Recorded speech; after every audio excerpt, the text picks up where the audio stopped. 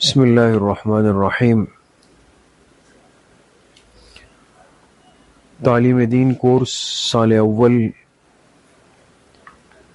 کی تفسیر قرآن کریم کا سبق شروع ہو رہا ہے۔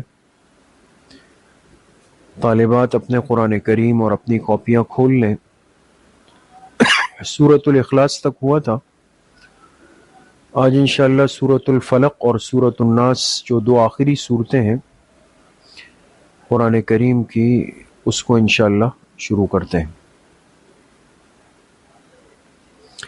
اعوذ باللہ من الشیطان الرجیم، بسم اللہ الرحمن الرحیم۔ قل اعوذ برب الفلق من شر ما خلق ومن شر غاسق اذا وقب ومن شر النفاثات في العقد ومن شر حاسد اذا حسد۔ بسم اللہ الرحمن الرحیم۔ قل اعوذ برب الناس ملك الناس اله الناس من شر الوسواس الخناس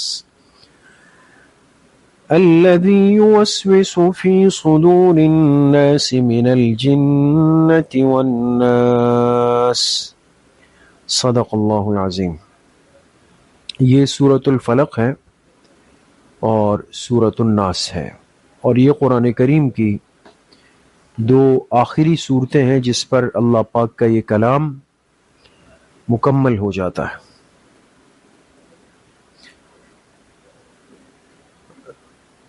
ہے تو یہ دو الگ الگ صورتیں، لیکن چونکہ ان کے مضامین اور ان کا نزول اترنا جو ہے وہ ایک ساتھ ہوا ہے، اس لیے عموماً یہ دونوں صورتیں ایک ساتھ پڑھی بھی جاتی ہے، ایک ساتھ بیان بھی کی جاتی ہے۔ تو انشاءاللہ ان دونوں صورتوں کو ایک ساتھ پڑھیں گے، اور جیسے ہر صورت میں ترجمہ، وجہ تسمیہ، موضوع صورت اور خلاصہ صورت، تو ان دو صورتوں میں بھی انشاءاللہ اس پر بات ہوگی۔ لیکن اس سے پہلے دو باتیں اہم سمجھ لیں۔ پہلی بات تو یہ ہے کہ ان دونوں صورتوں کو ملا کر معوذتین کہا جاتا ہے، یعنی جب کوئی شخص سورہ فلق اور سورہ ناس کا ایک ساتھ تذکرہ کرنا چاہے تو یہ یاد رکھیں اور لکھ لیں کہ سورۃ الفلق اور سورۃ الناس کے مجموعے کو، سورۃ الفلق اور سورۃ الناس کے مجموعے کو معوذتین، میم عین واو ذال تا یا نون، معوذتین کہا جاتا ہے۔ لکھ لیا؟ دوسری بات یہ ہے کہ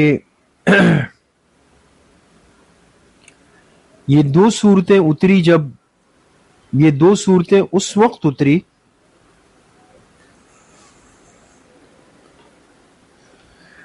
جب آپ علیہ الصلاۃ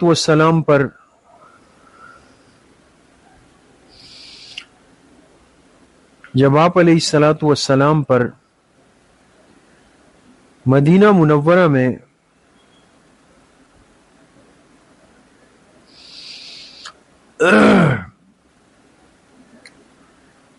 ایک یہودی لبید ابن اعصم نے جادو کیا۔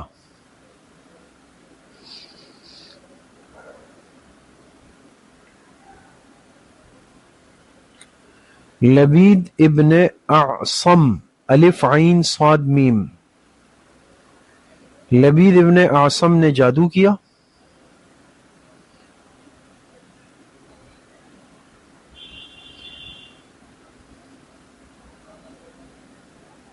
اور اس کے ساتھ اس کی بیٹیاں بھی شامل تھیں.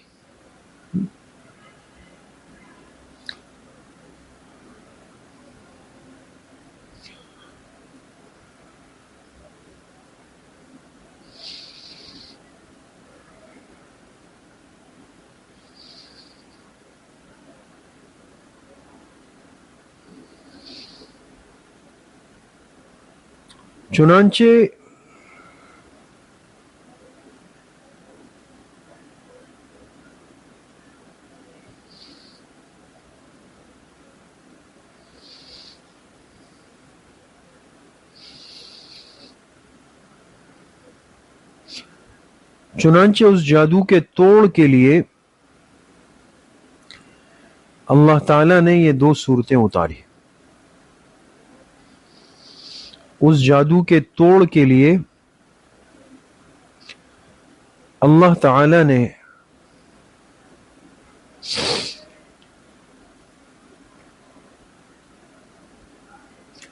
یہ 2 صورتیں اتاری. لکھ لیے بات. اب پہلے ترجمہ لکھ لیں، پھر انشاءاللہ آگے کی بات کرتے ہیں. قل اعوذ برب الفلق. قل، اے میرے حبیب صلی اللہ علیہ وسلم آپ کہہ دیجئے،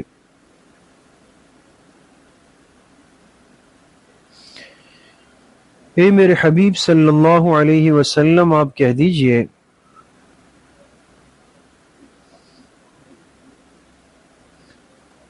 کہ میں پناہ مانگتا ہوں برب الفلق، صبح کے رب کی. میں پناہ مانگتا ہوں صبح کے رب کی. فلق ویسے کہا جاتا ہے جب صبح کی روشنی پھوٹتی ہے نا، اندھیرے میں اندھیرا چھٹنے لگتا ہے اور جو روشنی کی پہلی کرن نکلتی ہے، پھوٹتی ہے، اس کو فلق کہتے ہیں. لیکن آسان کرنے کے لیے مفسرین نے ترجمہ کیا صبح کے رب کی. من شر ما خلق، تمام مخلوق کے شر سے، تمام مخلوق کے شر سے.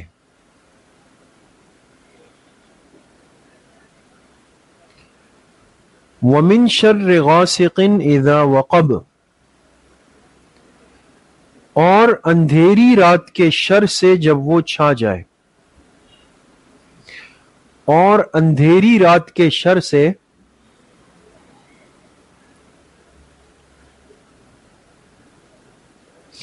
اندھیری رات کے شر سے جب وہ چھا جائے.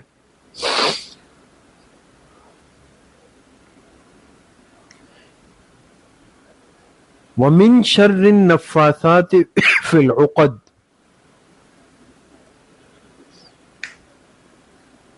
اور گرہوں پر، گرہیں جانتی ہے؟ دیکھیں نا، کوئی دھاگا رسی ہوتی ہے، جب اس کو ہم گھٹان لگاتے ہیں، گرہ کہتے ہیں اس کو، گافرا اور گولہا. تو آپ علیہ الصلوۃ والسلام پر جو جادو ہوا نا، تو اس میں آپ کے بال مبارک پر گرہیں لگائی گئی. گرہیں، تو ترجمہ لکھیں، اور گرہوں پر گاف را ہا واو اور گول نون غنہ، اور گرہوں پر پھونکنے والیوں کے شر سے،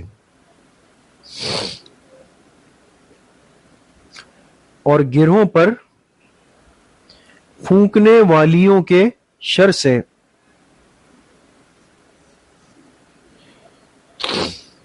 وَمِن شَرِّ حَاسِدٍ إِذَا حَسَدَ، اور حسد کرنے والے کے شر سے، اور حسد کرنے والے کے شر سے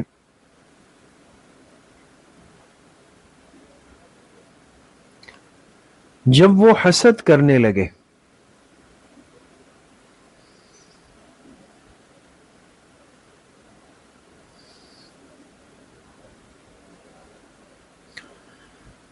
جب وہ حسد کرنے لگے. ٹھیک ہے، یہ تو سورہ فلق کا ترجمہ ہو گیا. اب لکھیں اس کی وجہ تسمیہ. اس سورت کو سورت الفلق کیوں کہتے ہیں؟ وجہ تسمیہ، اس کی پہلی آیت میں لفظ فلق آیا ہے. اس کی پہلی آیت میں لفظ فلق آیا ہے. لکھ لیا؟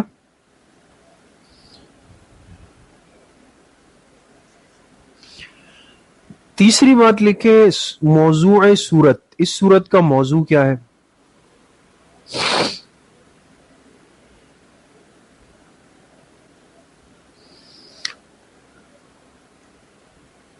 لکھیں چھپ کر نقصان پہنچانے والی چیزوں سے،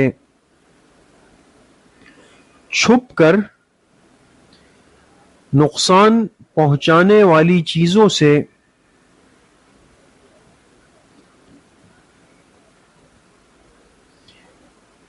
جان کی حفاظت کا طریقہ.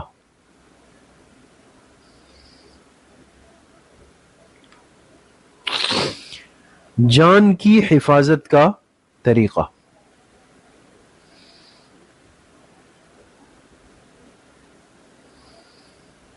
لکھ لیا؟ آگے لکھ کے خلاصہ سورت.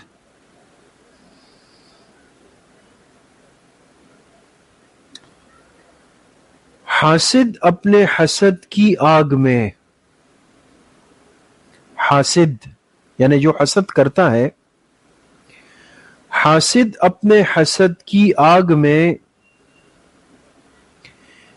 انتہا تک جا سکتا ہے. حاسد اپنے حسد کی آگ میں انتہا تک جا سکتا ہے.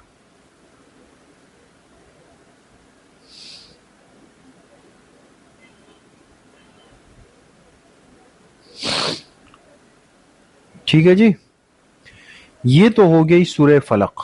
دوسری سورت ہے سورۃ الناس. اس کا ترجمہ لکھیں ابھی.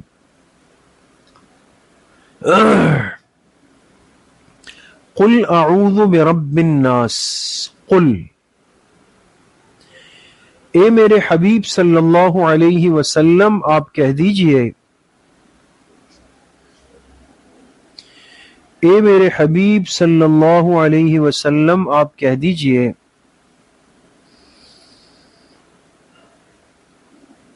میں پناہ مانگتا ہوں لوگوں کے رب کی.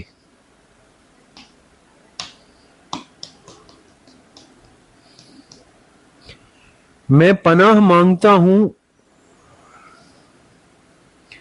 لوگوں کے رب کی، ملک الناس لوگوں کے بادشاہ کی،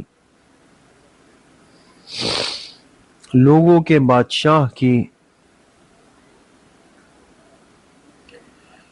الہ الناس لوگوں کے معبود کی، لوگوں کے معبود کی.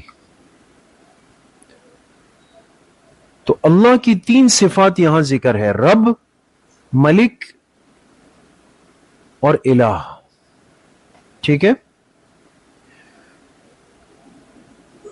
کس چیز سے پناہ؟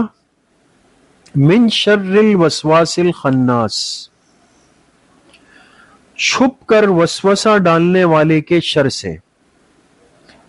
چھپ کر، خناس کہتے ہیں جو چھپ کر کام کرے. چھپ کر وسوسہ ڈالنے والے کے شر سے.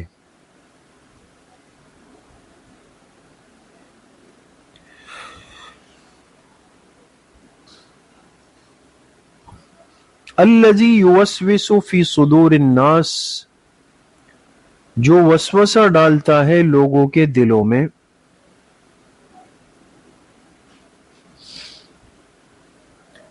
جو وسوسہ ڈالتا ہے لوگوں کے دلوں میں.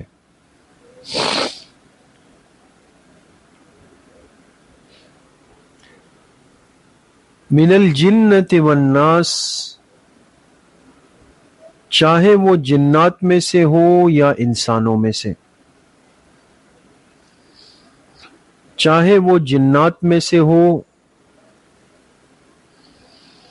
یا انسانوں میں سے.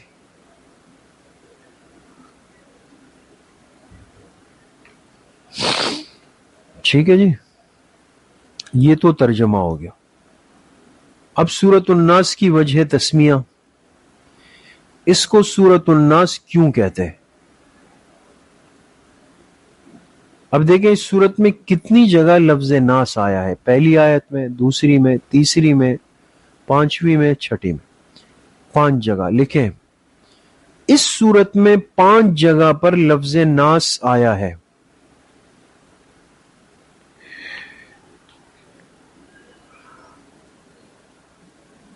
اس سورت میں 5 جگہ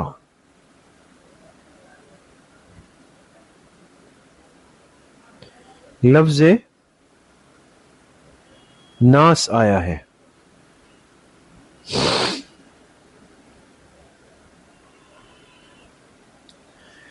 تیسری بات لکھیں، موضوع سورت کیا ہے؟ اس سورت کا موضوع کیا ہے؟ لکھیں، چھپ کر نقصان پہنچانے والی چیزوں سے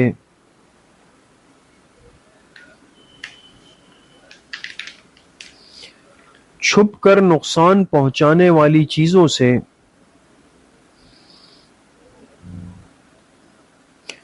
روح کی حفاظت کا طریقہ.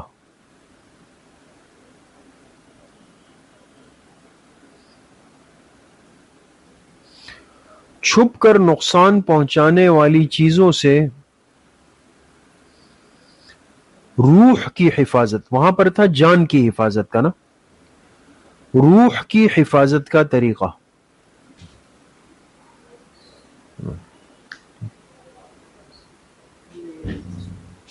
تو یہ تو موضوع سورت ہو گیا.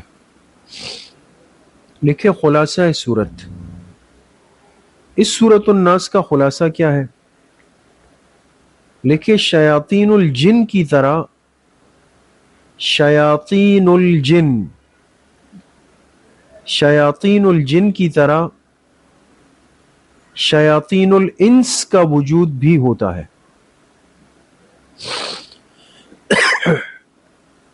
شیاطین الجن کی طرح شیاطین الانس کا وجود بھی ہوتا ہے.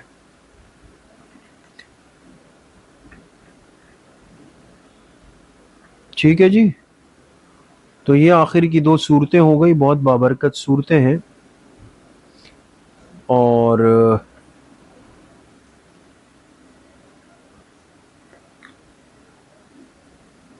پابندی سے ان 2 صورتوں کو ہر نماز کے بعد پڑھنا چاہیے. اس کی بڑی برکات ہے. اللہ ہم سب کو عمل کی توفیق نصیب فرمائے.